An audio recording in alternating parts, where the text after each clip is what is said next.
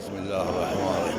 أطوف حول الكعبة قربة لله تعالى ونيابة عن والدي ووالدتي وعن بناتي، عن أولادي مروة ونشوة وحاتم ومنى وزهراء وزينب، وعن خواتي أفراح وأطياف، وعن إخواني عباس وعظيم وأولادهم، وعلى كل من أوصانا بالدعاء.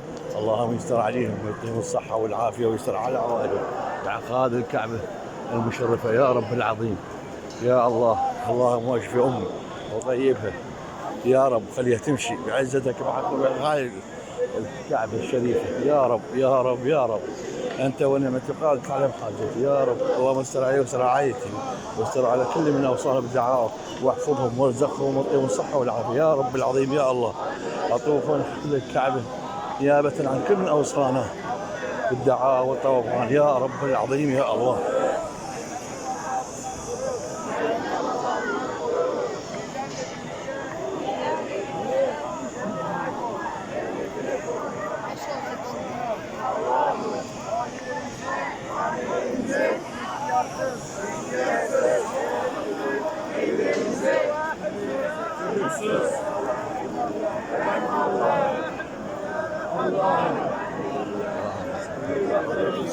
يا رب يا رب.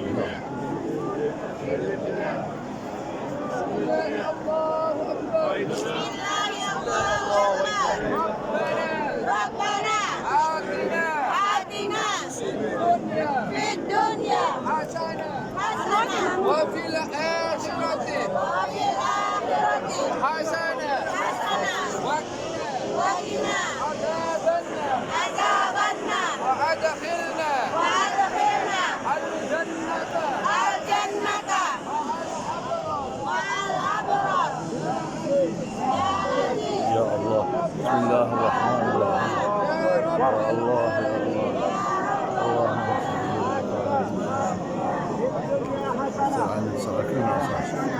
على جهاد، تسعد على حاتم، تسعده يا رب العظيم، تسعد لي حاتم وبناتي تسعدهن يا رب العظيم. يا الله، وتقضي قسم الزينة يا رب العظيم. يا رب يا رب.